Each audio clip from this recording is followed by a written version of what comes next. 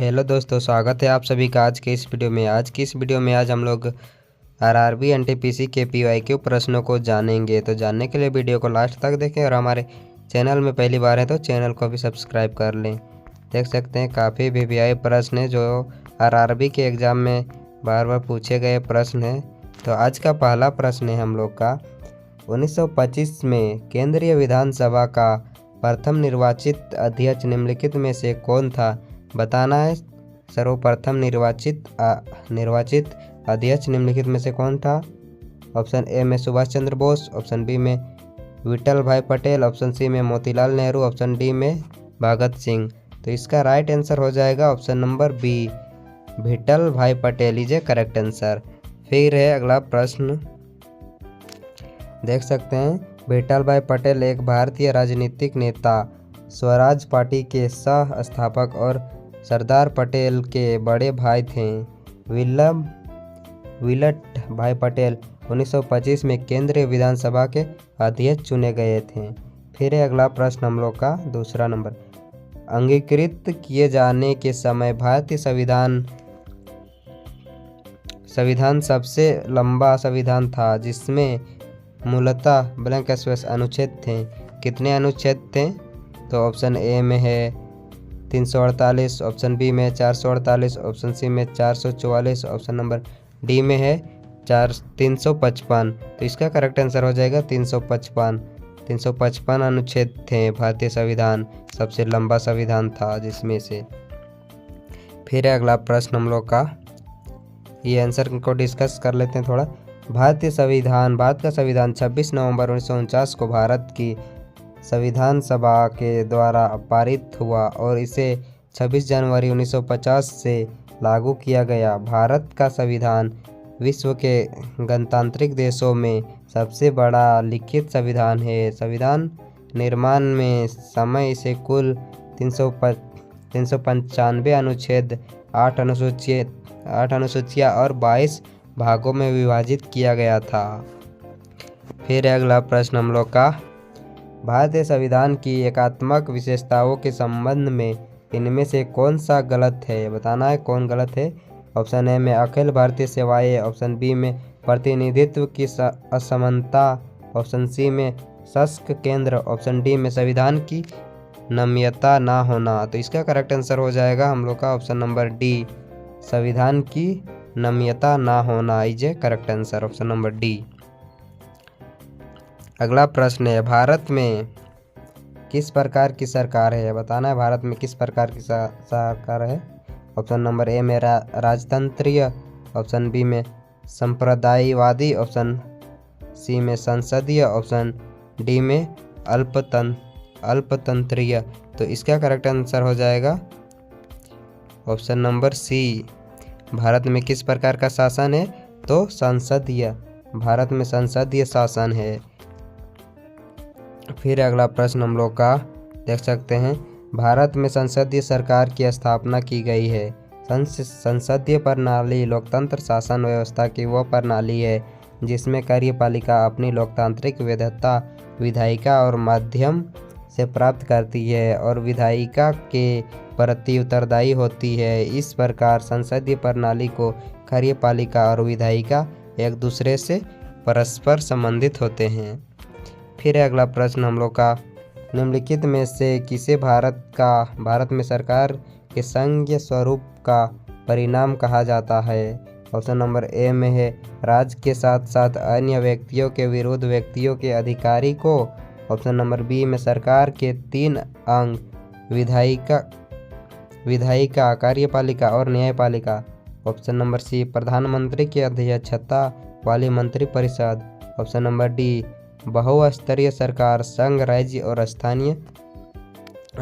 तो इसका correct answer हो जाएगा ऑप्शन नंबर डी, बहुस्तरीय सरकार, संघ, राज्य और स्थानीय।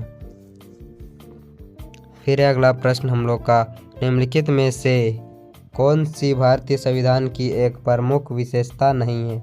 ऑप्शन नंबर ए में संघवाद की स्थापना, ऑप्शन नंबर बी में सरकार की संसदीय स्वरूप, ऑप्शन नंबर सी में मूल अधिकार, ऑप्शन नंबर डी में सामंतशाही को प्रोत्साहन।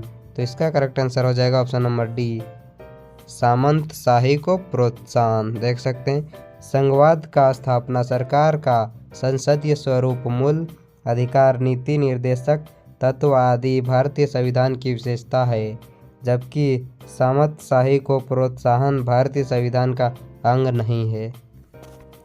फिर अगला प्रश्न हम लोग का, भारतीय संविधान की संघीय व्यवस्था के संबंध में इनमें से कौन सी विशेषता सही है? ऑप्शन ए में संसद के निम्न सदन में राज्यों का समान प्रतिनिधित्व, ऑप्शन नंबर बी में वैध शासन, ऑप्शन नंबर सी में संसद के उच्च सदन में सभी राज्यों का समान प्रतिनिधित्व, ऑप्शन नंबर डी में दोहरी नागरिकता। तो इसका करेक्ट आंसर हो जाएगा हम लोग का ऑप्शन नंबर बी, वैध शासन। भारतीय संविधान की संघीय व्यवस्था के संबंध में इनमें से कौन सी विशेषता सही है? तो वैध शासन, option number B is a correct answer. देख सकते हैं भारतीय संविधान की संघीय व्यवस्था की विशेषताएं, ऑप्शन नंबर नहीं, एक नंबर में संविधान की सर्वोच्चतम, ऑप्शन नंबर बी में संविधान द्वारा केंद्रीय सरकार और इकाइयों की सरकारों में विभाजन, ऑप्शन नंबर तीसरा में निम्नलिखित एवं कठोर संविधान का ये थी है, ऑप्शन नंबर 4 में उच्च, ऑप्शन नहीं है, ये सब पॉइंट है, स्वतंत्रता उच्चतम न्यायालय, पांचवा पॉइंट है द्वीप संसदीय व्यवस्थापिका, ऑप्शन नंबर 6 में है दोहरी शासन प्रणाली। फिर अगला प्रश्न हम लोग का 8वां नंबर, अगला प्रश्न है हम लोग का, भारतीय संविधान में कितने देशों की विशेषताएं ली गई है? भारत का संविधान में कितने देशों का विशेषता ली गई है बताना है। ऑप्शन ए में 13, ऑप्शन बी में 6, ऑप्शन सी में 7, ऑप्शन डी में 10। तो इसका करेक्ट आंसर हो जाएगा ऑप्शन नंबर डी, 10। कौन कौन से देश की ली गई है देख सकते हैं। भारतीय संविधान में कुल 10 देशों की विशेषताएं ली गई है, जो निम्न हैं: संयुक्त राज्य अमेरिका से, आयरलैंड से, ऑस्ट्रेलिया से, जर्मनी से, जापान से, ब्रिटेन से, फ्रांस से, कनाडा से, रूस से, दक्षिण अफ्रीका से, सब जगह से थोड़ा थोड़ा करके और भारत का संविधान को बनाया गया है। फिर है अगला प्रश्न हम लोग का, निम्नलिखित में से किसने सर्वप्रथम भारत के लिए संविधान सभा के गठन का प्रस्ताव रखा था? ऑप्शन ए में Sachchidanand Sinha, option number B में KM. Munshi, option number C में BN. Rao, option number D में एम.एन. राय। तो इसका करेक्ट आंसर हो जाएगा हम लोग का MN. Roy, option number D is a correct answer. अगला प्रश्न है, भारत संविधान का अनुच्छेद 24 शोषण के विरुद्ध अधिकार से संबंधित है। इस अनुच्छेद के अनुसार किसी कारखाने या खदान में कुल में काम करने हेतु सरकार द्वारा निर्धारित न्यूनतम आयु कितनी होती है बताना है। कोई भी फैक्ट्री या कहीं भी काम करने के लिए उसका न्यूनतम आयु कितना होता है। ऑप्शन नंबर ए में 16 साल, ऑप्शन नंबर बी में 14 वर्ष, ऑप्शन नंबर सी में 18 वर्ष, ऑप्शन नंबर डी में 21 वर्ष। तो इसका करेक्ट आंसर हो जाएगा 14 वर्ष। किसी भी कारखाने या कहीं भी काम करने के लिए कम से कम 14 वर्ष होना अनिवार्य है। देख सकते हैं भारतीय संविधान के अनुच्छेद 24 शोषण के विरुद्ध अधिकार से संबंधित है। इस अनुच्छेद के अनुसार किसी कारखाने या खदान में काम करने हेतु सरकार द्वारा निर्धारित न्यूनतम आयु 14 वर्ष है। हालांकि ये किसी नुकसान न पहुंचने वाले अथवा गैर जोखिम युक्त कार्यों में नियोजन का प्रतिषेध नहीं करता है। बाल श्रम अधिनियम 1986 इस दिशा में सर्वाधिक महत्वपूर्ण कानून है। अगला प्रश्न है, भारत के संविधान के संदर्भ में इनमें से संविधान सभा के निर्वाचित अध्यक्ष कौन थे? ऑप्शन ए में है doctor Bhimrao Ambedkar, option B में जवाहरलाल नेहरू, ऑप्शन सी में Lal Bahadur Shastri, option number D में डॉक्टर राजेंद्र प्रसाद। तो इसका करेक्ट आंसर हो जाएगा डॉक्टर राजेंद्र प्रसाद। संविधान के संदर्भ में संविधान सभा के निर्वाचित अध्यक्ष डॉक्टर राजेंद्र प्रसाद थे। Option number D is a correct answer. देख सकते हैं भारत के संविधान के संदर्भ में डॉक्टर राजेंद्र प्रसाद संविधान सभा के निर्वाचित अध्यक्ष थे। डॉक्टर राजेंद्र प्रसाद को 11 दिसंबर 1946 को संविधान सभा की अस्थायी अध्यक्ष निर्वाचित किया गया था। सच्चिदानंद सिन्हा को संविधान सभा का अस्थायी अध्यक्ष 9 दिसंबर 1946 को चुना गया था।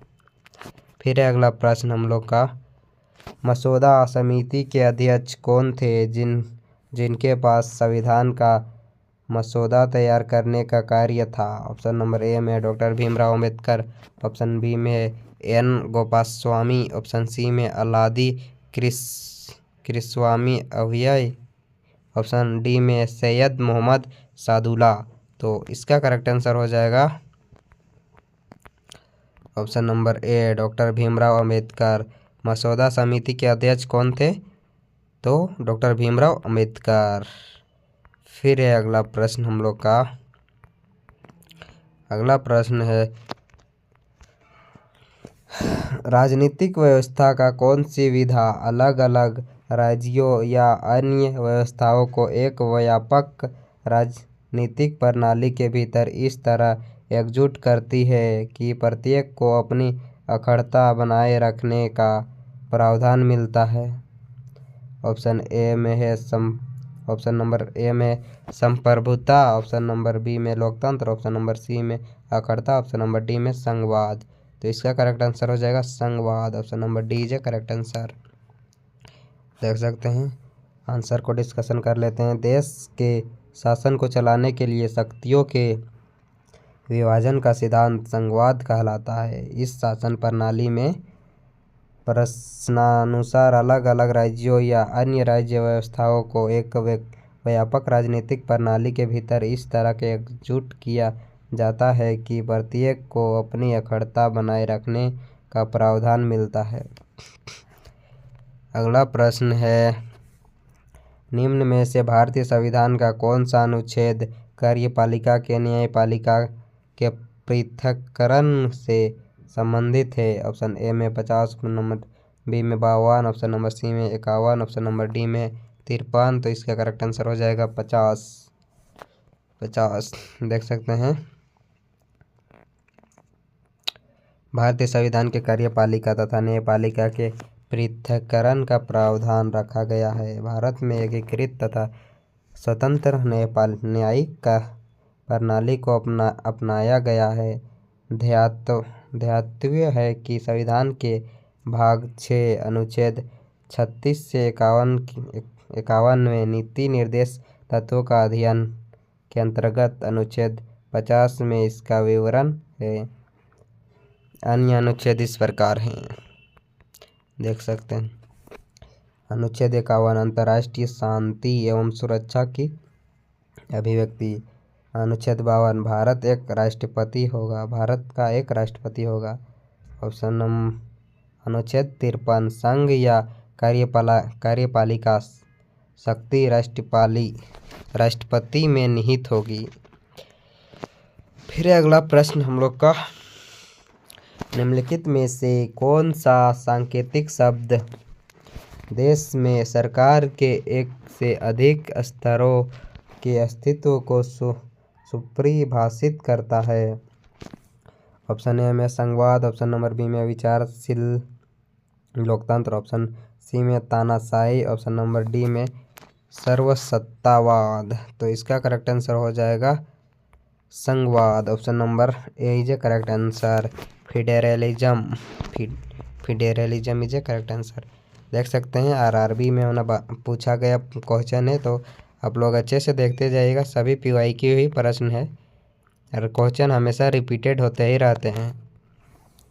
फिर अगला प्रश्न, भारतीय संविधान के कौन सी विशेषता राज्य स्तर पर और केंद्र में सरकारों के अस्तित्व को संदर्भित करती है?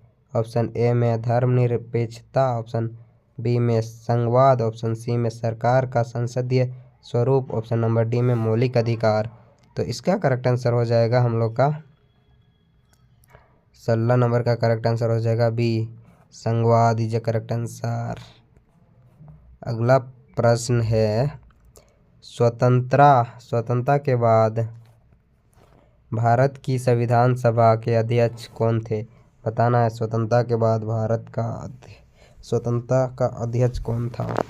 ऑप्शन ए में है सी राजगोपालाचारी, ऑप्शन बी में आचार्य नरेंद्र देव, ऑप्शन सी में doctor Bhimrao Ambedkar, option D में डॉक्टर राजेंद्र प्रसाद। तो इसका करेक्ट आंसर हो जाएगा doctor Rajendra Prasad is correct answer. स्वतंत्रता के बाद भारत के संविधान सभा के अध्यक्ष डॉक्टर राजेंद्र प्रसाद थे।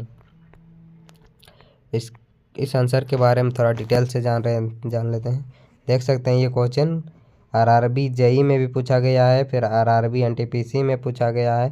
फर्स्ट शिफ्ट काफ़ी इंपॉर्टेंट प्रश्न है गाइज, अच्छे से देखते जाइएगा, सभी प्रश्न रिपीटेड होते रहते हैं।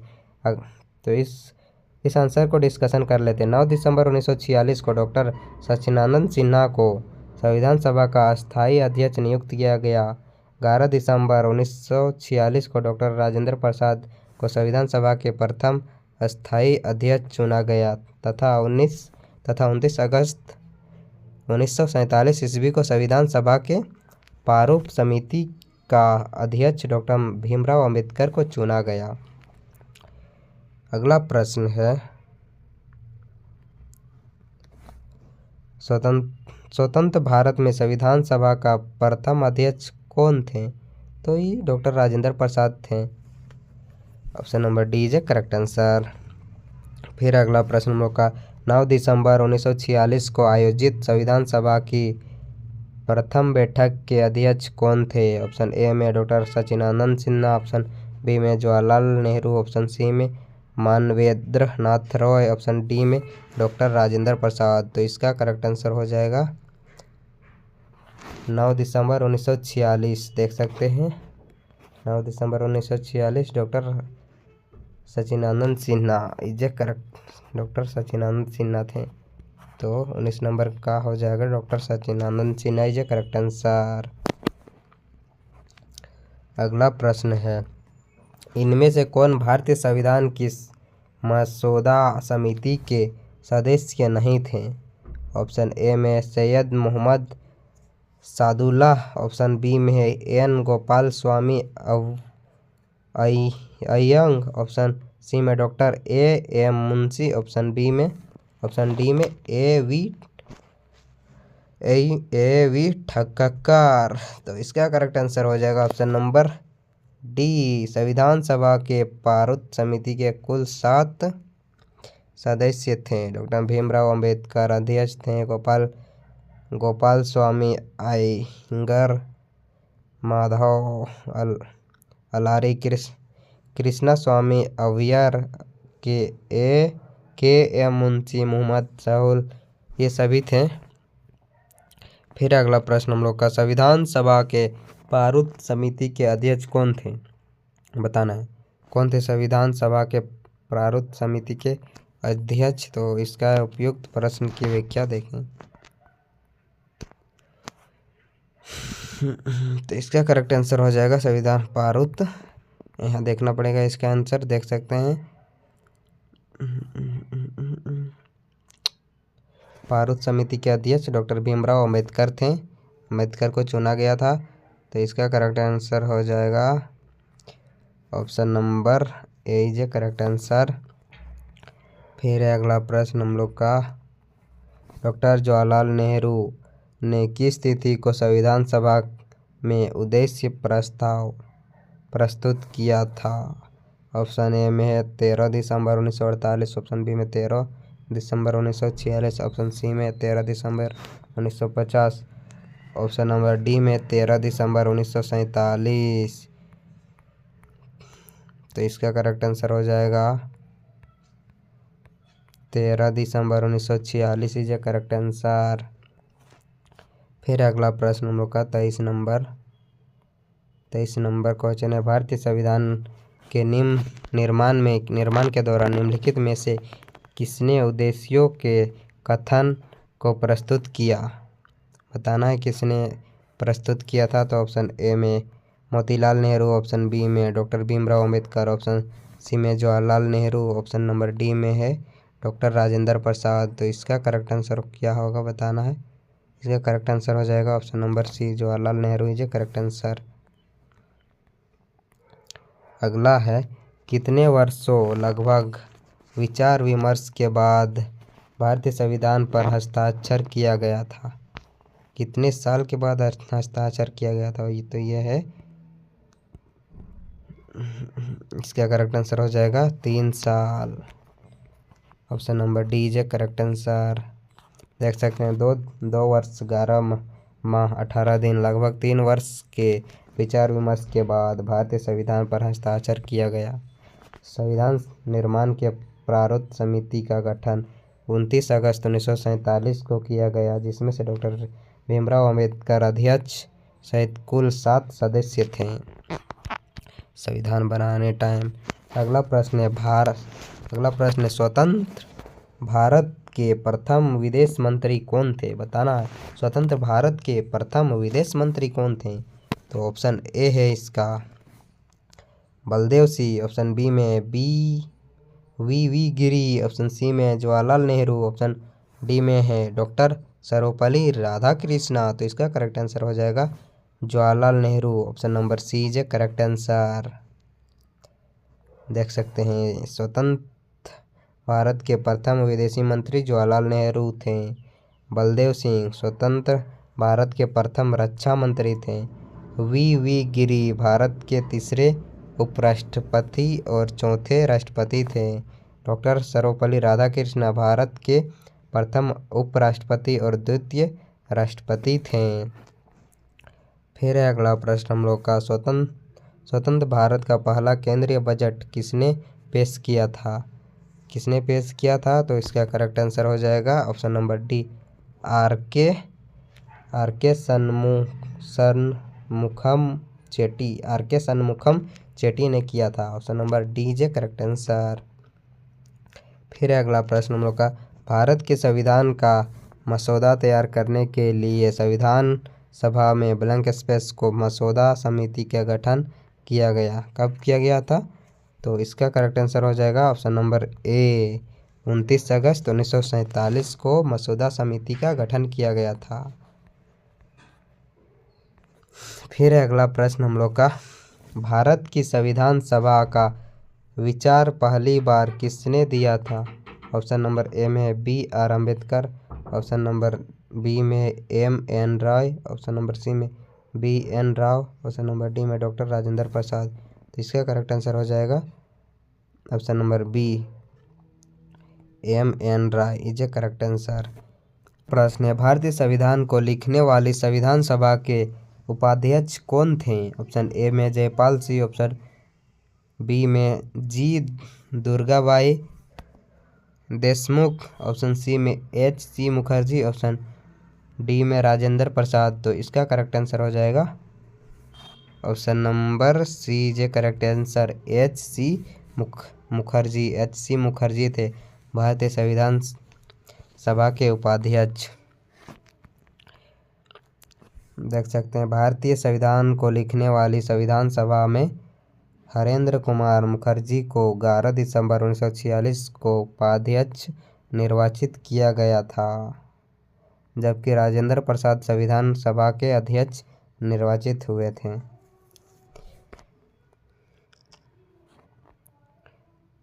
अगला प्रश्न है 30 नंबर, 1947 से पहले भारत में 26 जनवरी को क्या कहा जाता था?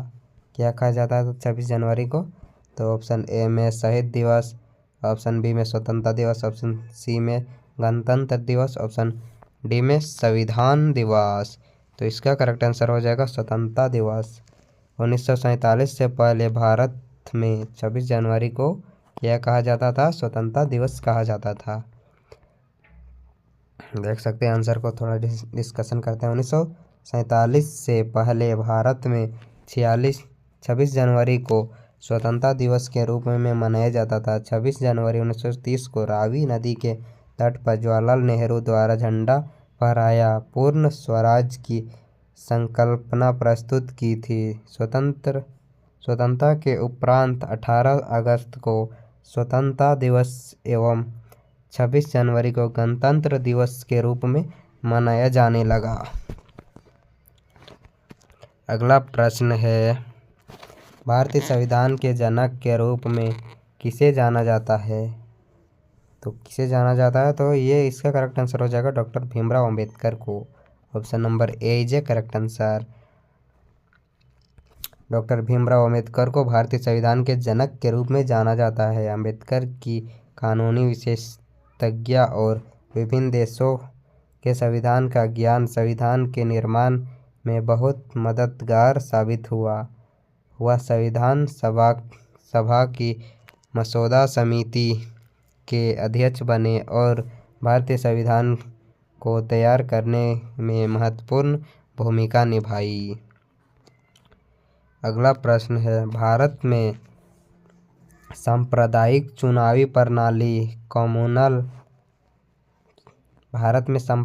चुनावी प्रणाली सबसे पहले ब्लैंक स्पेस द्वारा शुरू की गई थी।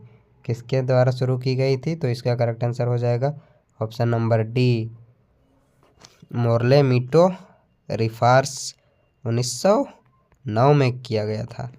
फिर है अगला प्रश्न हम लोग का,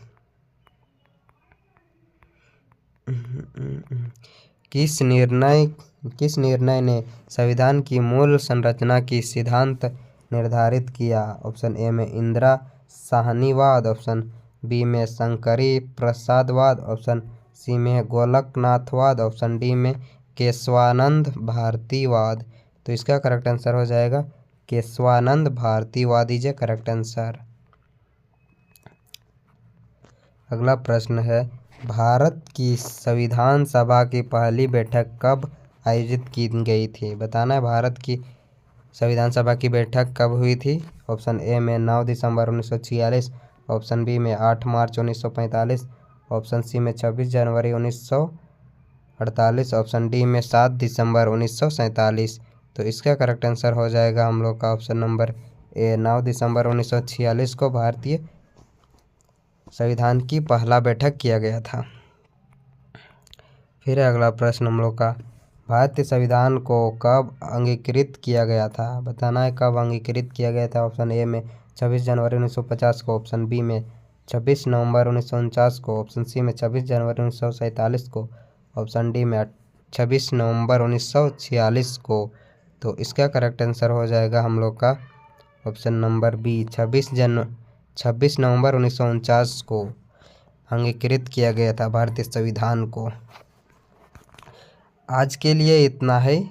अगर आगे के क्वेश्चन जानना चाहते हैं तो हमारे चैनल से जुड़े रहें, और काफ़ी वीवीआई प्रश्न है तो सभी को अच्छे से देख लीजिएगा, और हमारे चैनल से पहली बार हैं तो चैनल को भी सब्सक्राइब कर लें।